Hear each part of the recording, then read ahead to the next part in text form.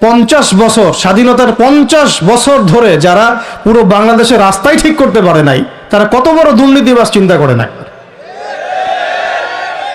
50 বছর ধরে একটা দেশকে রাডারবিহীন থাকতে হচ্ছে, স্যাটেলাইটবিহীন থাকতে হচ্ছে, পারমাণবিক কোনো অস্ত্র নাই, নিউক্লিয়ার কোনো মিসাইলস নাই, কোনো জিওপলিটিক্যাল বড় বড় রাষ্ট্রের সাথে অ্যালায়েন্স নাই। পক্ষান্তরে উল্টা কুফার, তাগুত, মুশরিকদের দাসত্বে আমাদেরকে নিয়ে গেছে। তাহলে 50 বছরের খেয়ানতের লিস্ট করলে মানে এক আসমান থেকে দ্বিতীয় আসমান পর্যন্ত হবে আর কি লিস্টটা। এত খেয়ানত 50-60 বছর হয়ে গেছে। এখনো যে বিষয়গুলো নিয়ে আমাদের কথা বলতে হচ্ছে, এটাই হচ্ছে সবচেয়ে লজ্জার। আলোচনার গন্তব্যটা হবে এরকম যে সিরাতের আলোকে দিন প্রতিষ্ঠা, সিরাতের আলোকে দিন প্রতিষ্ঠা। কারণ আমাদের দেশে দিনের রাজনৈতিক অবস্থান নাই, আমাদের দেশে দিনের রাজনৈতিক অবস্থান নাই।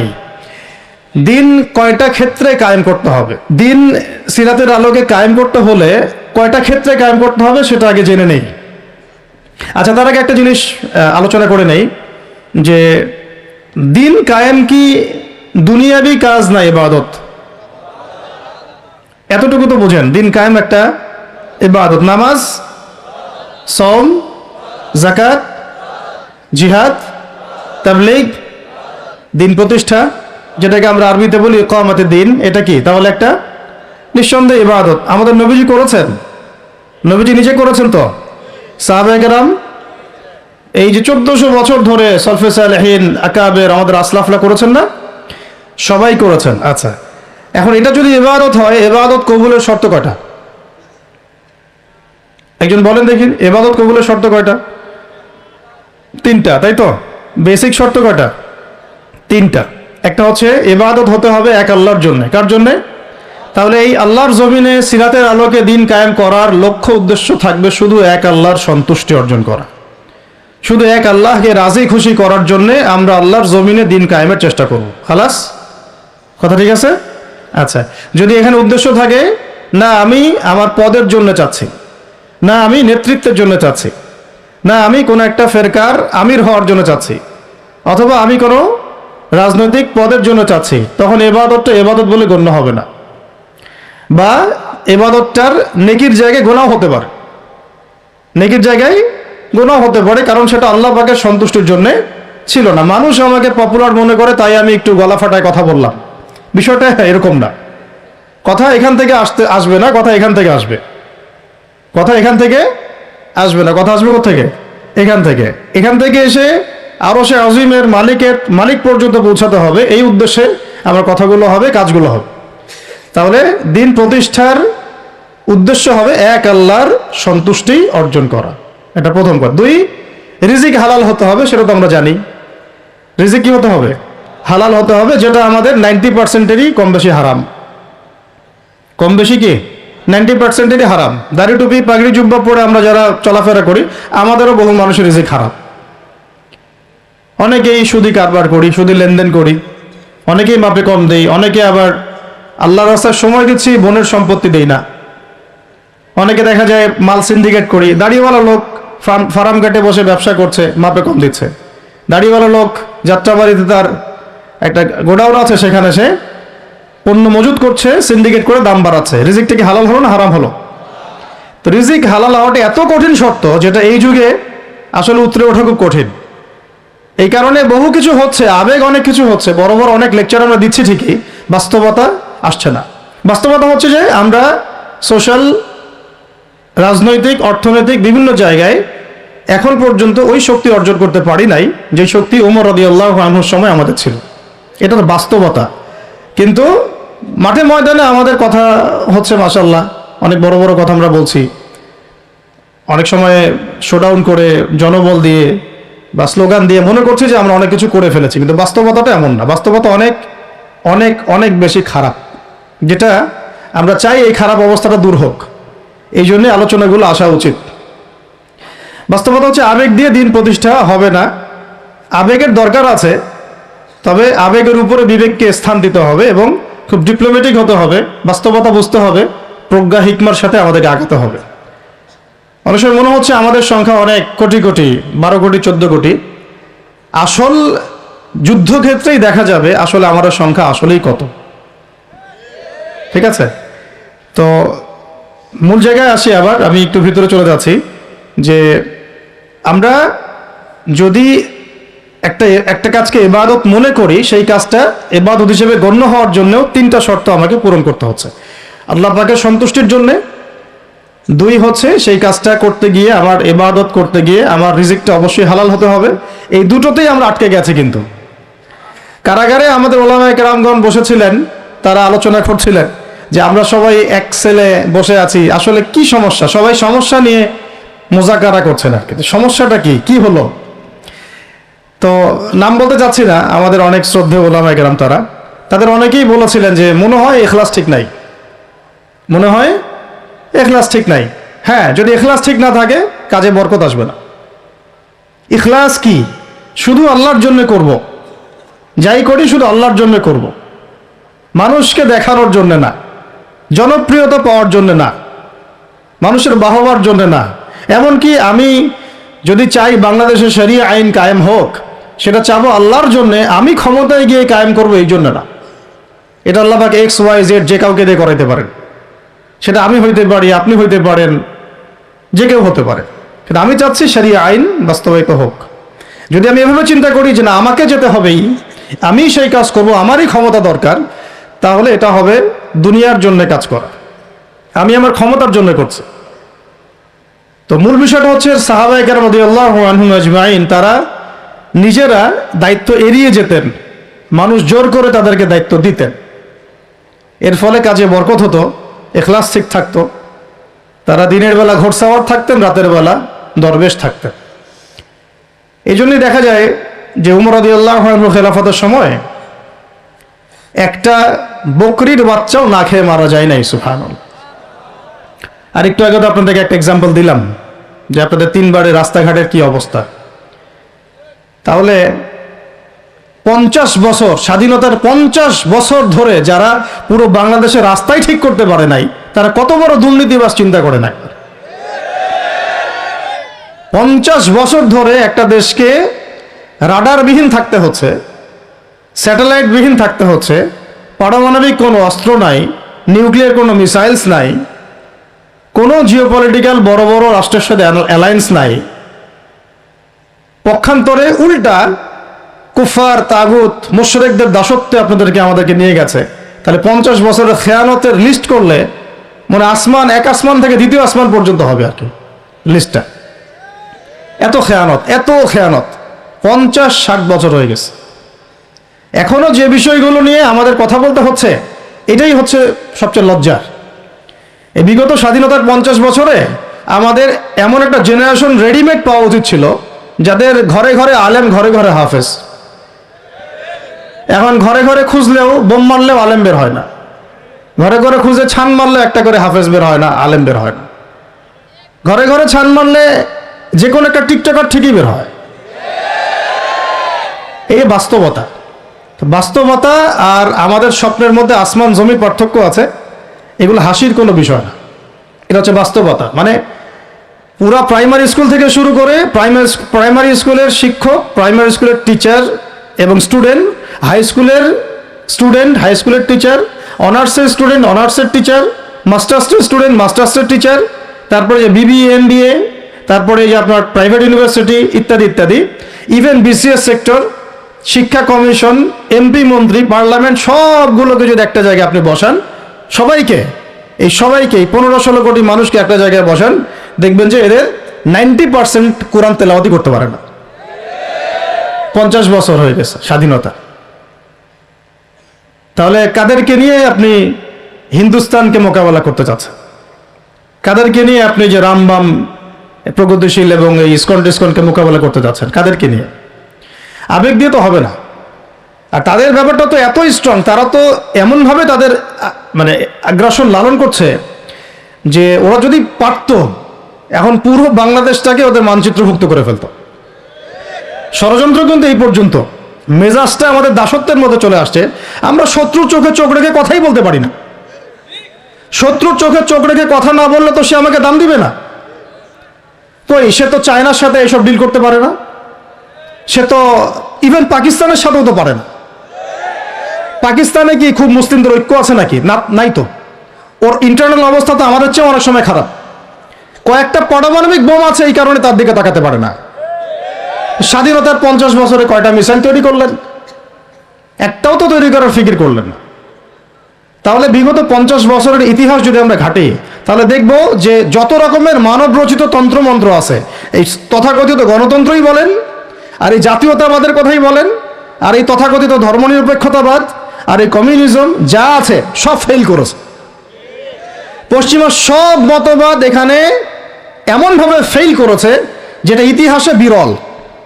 তাহলে একটা মাত্র পথ আপনাদের সামনে এখন খোলা আছে, যেই পথ দিয়ে এই সমস্ত সমস্যার সলিউশন আনা সম্ভব।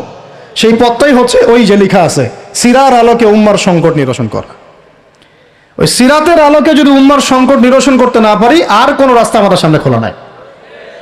দিন কায়েমের শর্ত 3টা বলেছেন না? 3 নম্বর শর্তটাই হচ্ছে, এটা যদি ইবাদত হয়, দিন কায়েম যদি একটা ইবাদত হয়ে থাকে, তাহলে সেই ইবাদত কবুল হবে শুধু একজন ব্যক্তির তরিকায়। কার তরিকায়? মুহাম্মদ রাসূলুল্লাহ সাল্লাল্লাহু আলাইহি ওয়াসাল্লামের তরিকায়। ইবাদত হতে হবে এক আল্লাহর জন্যে, হালাল রিজিক থাকতে হবে, এবং তরিকা হতে হবে কার? মুহাম্মদ রাসূলুল্লাহ সাল্লাল্লাহু আলাইহি ওয়াসাল্লাম। তো মুহাম্মদ সাল্লাল্লাহু আলাইহি ওয়াসাল্লামের তরিকাই হচ্ছে সিরাত, যেটার মধ্য দিয়ে আমরা দিন কায়েম করব ইনশাআল্লাহ। আর কোনো রাস্তা খোলা নাই। যত তন্ত্রমন্ত্র নিয়ে আসো, যত তন্ত্রমন্ত্র, এখন তো 4টা-5টা আছে, আরো যদি নতুন কোনো তন্ত্রমন্ত্র নিয়ে আসে, তারপরেও এই জাতির মুক্তির কোনো পথ নাই সিরাত ছাড়া। এখন আমাদেরকে আগে সিরাত পড়তে হবে ভাই, সবাইকে আগে সিরাতটা পড়তে হবে। সিরাত পড়লে পরে আপনারা বুঝতে পারবেন যে ইনশাআল্লাহ তাআলা কোন পথে আমাদেরকে হাঁটতে হবে। এখানে টপিক অনেক ডিপ দেওয়া হয়েছে, অত ডিপে গেলে আমাদের সারা রাত চলে যাবে। আমি শুধু ভাষা কয়েকটা পয়েন্ট বলতেছি, একটু মনোযোগ দেন। নবী সাল্লাল্লাহু আলাইহি ওয়াসাল্লাম যখন থেকে কাজ শুরু করেছেন, কাজ বলতে আমি দাওয়াতের কাজ বোঝাচ্ছি, তখনকার সমাজটা কিন্তু আমাদের মতো এতটাও মানে কমফোর্টেবল ছিল না। একটা অমুসলিম রাষ্ট্রে তিনি দাওয়াতের কাজ শুরু করেছেন। মক্কা কি ছিল? একটা মুসলিম রাষ্ট্র না অমুসলিম রাষ্ট্র? অমুসলিম একটা রাষ্ট্রে তিনি অ্যাজ এ নবী তার দাওয়াতের কাজ শুরু করেছেন। সুবহানাল্লাহ। এবং তিনি সেই রাষ্ট্রের একজন পরিচিত ব্যক্তিত্ব, যাকে আস-সাদিক আল আমিন বলে ডাকা হয়, যার আগেও কোনো গুনাহ নাই, পরেও কোনো গুনাহ নাই। এমন একজন ব্যক্তিত্ব তিনি, যার আগেও কোনো গুনাহ নাই, পরেও কোনো গুনাহ নাই, এবং তিনি একটা অমুসলিম রাষ্ট্রে ওহী প্রাপ্ত হয়ে দাওয়াতের কাজ শুরু করলেন। আর আমরা তো মুসলিম রাষ্ট্রে বসে আছি, আমরা তো মক্কায় নাই। আমরা কি মক্কায় আছি? আমরা তো মক্কায় নাই। যদি মক্কায় না থাকি, তাহলে এরকম নতজানু পররাষ্ট্রনীতি কেন? আমরা যদি মক্কার মতো পরিবেশে না থাকি, তাহলে এত নতজানু পররাষ্ট্রনীতি কেন? তাহলে ভারতের মধ্যে আমাদের যে মুসলিম ভাইরা আছে, তারা কি করবে? তাহলে ভারতে যে মুসলিম ভাইরা আছে, তারা কি করবে? তারা কি ওদের পা ধরে করবে, সালাম করবে? হিন্দুদের পা ধরে সালাম করবে? বলেন তো। আমরা তো একটা মুসলিম রাষ্ট্রে আছি, তো মুসলিম রাষ্ট্রে থাকতে এত নতজানু পররাষ্ট্রনীতি কেন? এত দাসত্বের শৃঙ্খল কেন? তো তিনি দাওয়াতের কাজ শুরু করেছেন প্রথম কি দিয়ে, এটা একটা ফ্যাক্ট। আমরা আসলে আলোচনাগুলো আপনাদের চাইতে তাদের শোনা দরকার, যারা আলোচনা যারা করে আর কি। মানে আমি চাই বেশি বেশি তাদের সাথে কনভারসেশন করতে, যারা উম্মাকে নিয়ে ফিকির করেন, কোন দাওয়াতের কাজ করতে যান, বা মুআল্লিম বা আলেম বা হাফেজ, তাদের সাথে কথা বলা দরকার। তাদেরকে আগে বোঝানো দরকার বিষয়গুলো। অনেকেই বুঝেন না। অনেকে বায়াবিও দাওয়াতি কাজ করছেন উইদাউট এনি প্ল্যাটফর্ম। অনেকে দাওয়াতি কাজ করছেন উইদাউট এনি কানেকশন উইথ ওলামা। আলেমদের সাথে কোনো কানেকশন নেই, দাওয়াতের কাজ করতে আসেন, একটা বায়াবিও প্ল্যাটফর্ম ক্রিয়েট করে রাখতেছেন। তো আমাদেরকে আগে তাদের সাথে কথাবার্তা বলা দরকার, যে মৌলিকভাবে আমরা আসলে কিভাবে আগাবো আর কি। প্র্যাকটিক্যাল কথায় আসেন। এই যে আমরা এতগুলো কথা বলছি না, আমি আপনাদেরকে পুরা পথ ও পদ্ধতি এখানে গিলায় খাওয়াই দিতে পারবো, কিন্তু বিশ্বাস করেন, গিলে খাওয়ার পরে আপনি কিছুই করতে পারবেন না। কেন পারবেন না? আপনার কোনো অ্যাসোসিয়েশন নাই, কোনো ফাউন্ডেশন নাই, কোনো সংগঠন নাই, কোনো রাজনৈতিক ক্ষমতা নাই, কোনো রাজনৈতিক দলও নাই, রাজনৈতিক কোনো অ্যাপ্রোচও নাই। কিন্তু একটা সেকুলার রাজনৈতিক দল আপনার চেয়ে ভালো ফিল্ড ওয়ার্ক করতে পারবে, কারণ তার চেইন অফ কমান্ড আছে। আমাদের তাওহীদপন্থীদের কোনো চেইন অফ কমান্ডই নাই। বলে আসতেছি বিগত 5 বছর 10 বছর থেকে একই বয়ান, মাথায় ঢুকে না জিনিসটা যে চেইন অফ কমান্ড বলে একটা কিছু আছে। যেখানে একজন আমির নাই, যেখানে একজন ইমারা নাই, একটা আমির নাই, আসসামউ ওয়া তাআ নাই, বায়আ নাই, যেখানে শুনলাম মানলাম আনুগত্য করলাম, আমির মামুর জামা ইমারা এগুলো নাই, সেখানে তো চেইন অফ কমান্ড আসবে না। তাবলিগ জামাত কাজ করছে না? করছে কি না? একটা শুরা পর্ষদ আছে না, শুরায়ে নেজামি আছে না, আমির আছে না, কাজ করতেছে, ফলাফল পাচ্ছে মাশাআল্লাহ। জামাত ইসলাম কাজ করছে না? একটা চেইন অফ কমান্ড আছে, প্রত্যেকটা জেলায় জেলায় শাখা আছে, তারা তাদের উপরের লেভেল থেকে কোনো ডিরেকশন আসলে সেটাকে রুট লেভেলে বাস্তবায়ন করছে। হেফাজত ইসলাম তো আসলে কোনো রাজনৈতিক ব্যাকগ্রাউন্ড থেকে আসে নাই, এটা এসেছে, আপনারা তো জানেন হিস্ট্রি, কোন প্রেক্ষাপটে এটা তৈরি হয়েছে, শাপলা চত্বরে ঘটনা, তাই না? আর জামাত ইসলাম, আর কথা হচ্ছে যে আমাদের তো মানে পৃথক পৃথক প্ল্যাটফর্মগুলোর মধ্যে একটা ঐক্যবদ্ধ সমন্বয় সবার আগে দরকার, তারপরে আমাদের একটা বৃহত্তর চেইন অফ কমান্ড দরকার। তখন কি হতো যে উপর থেকে একটা কিছু ছেড়ে দিলে একদম নিচ পর্যন্ত আসতে সময় লাগতো না। এখন এগুলোর বাইরে আবার যারা চান যে না কোরআন এবং হাদিস, ইসলামী ইমারা, শরিয়া এগুলো বাস্তবায়ন হবে, দাওয়াতের সাথে সাথে জিহাদ থাকতে হবে, এবং আমরা কোনো গণতন্ত্র, সেকুলারিজম এইসব পশ্চিমা আদর্শে যাব না, তারা ফেসবুকে বায়োবিও ঘুরে বেড়াচ্ছেন। সবাই ফেসবুকে বায়োবিও ঘুরে বেড়াচ্ছেন, ইউটিউবে ইন্ডিভিজুয়ালি কাজ করছেন, সবার নিজস্ব স্বতন্ত্র মার্কাজ, মাকতাবা ইত্যাদি, কোনো সমন্বিত প্রয়াস নাই। এইভাবে তো হবে না। এইভাবে কি হবে? সর্বোচ্চ এককভাবে কিছু দাওয়াত দেওয়া যাবে, কিন্তু নবী সাল্লাল্লাহু আলাইহি ওয়াসাল্লাম ওহী প্রাপ্ত হওয়ার পরেই দাওয়াতের যে কাজ শুরু করলেন, এটাই চেইন অফ কমান্ড। সুবহানাল্লাহ। একটা জামার মধ্যে তিনি সবাইকে নিয়ে আসছেন। খেয়াল করে দেখেন, প্রথম ওহী আসলো কি সংক্রান্ত? ইকরা বিসমি রাব্বিকাল্লাযী খালাক। এই তো পড়ুন আপনার রবের নামে যিনি আপনাকে সৃষ্টি করেছে। তো পড়া, তিনি কি পড়তে পারতেন? তিনি তো পড়তেও পারতেন না। তিনি তো বলছিলেন যে মা আনা বিকারি, আমি তো পড়তে জানি না, তারপরে তাকেই পড়তে বলা হচ্ছে, আপনি পড়ুন। কারণ এই জ্ঞানতাত্ত্বিক রেভলিউশন ব্যতীত সমাজ সংস্কার সম্ভব না। এখন আমরা সমাজ সংস্কার সবাই করতে চাচ্ছি, কম বেশি সবার জায়গা থেকে, পড়াশোনা কেউ করতে চায় না। আল্লাহর কসম করে বলছি, যারা ইভেন দাওয়াতের কাজ করছে এইসব জায়গায় আমরা যারা দাঁড়ায় আছি না, তাদের অনেকেই ওলামায়ে কেরামের সাথে কোনো তাআল্লুকই নাই, কোনো সিলেবাস নাই, কোনো পড়াশোনা নাই, কোনো ক্রাইটেরিয়া নাই, কোনো অ্যারাবিক শেখার কোনো ফিকির নাই, কোরআন শেখার কোনো ফিকির নাই, তাফসির শেখার কোনো ফিকির নাই। আমি দাওয়াতের কাজ করতেছি, সুবহানাল্লাহ, মানুষ আমাকে সেলিব্রিটি মনে করে, দ্যাটস অল। এভাবে হয়? এভাবে কি দাওয়াতের কাজ হয়? অথচ নবী সাল্লাল্লাহু আলাইহি ওয়াসাল্লামকে আল্লাহ পাক পড়তে বলছেন। তাহলে প্রথম দরকার আমাদের জ্ঞানতাত্ত্বিক রেভলিউশন, যেটা বললাম যে বিগত 50 বছরে অলরেডি আমাদের ঘরে ঘরে একজন করে আলেম, একজন করে হাফেজ থাকা উচিত ছিল। এটা বিগত 50 বছরের শিক্ষা সিস্টেমটা এমনভাবে সাজানো হয়েছিল যেটা একটা ধর্ম নিরপেক্ষ শিক্ষা সিস্টেম। এটা এই যে একটা ছেলে বসে আছে 30 বছর বয়স, ওর তো অধিকার ছিল যে সে এসএসসি, এইচএসসি, অনার্স মাস্টার্স লেভেলে এসে কোরআনের অর্থ করার যোগ্যতা অর্জন করবে। এটা তার রাইটস ছিল অ্যাজ এ মুসলিম কান্ট্রির একজন সিভিলিয়ান হিসেবে। তার রাইটস ছিল এটা, যে আমি একজন মুসলিম কান্ট্রির সিভিলিয়ান, আমার রাইটস আছে স্কুলে গিয়ে কোরআন শেখার, কলেজে গিয়ে কোরআনের তাফসীর শেখার, অনার্স লেভেলে গিয়ে হাদিস পড়তে শেখার, হাদিসের মুতাআলা করার, ইভেন সে মাস্টার্সের পরে ইফতা দেওয়ার মতো যোগ্যতা অর্জন করতে পারতো যদি শিক্ষা সিস্টেমটার মধ্যে সমন্বয় থাকতো। কিচ্ছু করা হয় না এইসব লেভেলে। 50 বছর ধরে এই জাতিকে শিক্ষার অন্ধকারে রাখা হয়েছে। কওমি মাদ্রাসাগুলো যদি না থাকতো, এই দেশ থেকে ইসলামকে মিটাই ফেলে দিত এরা।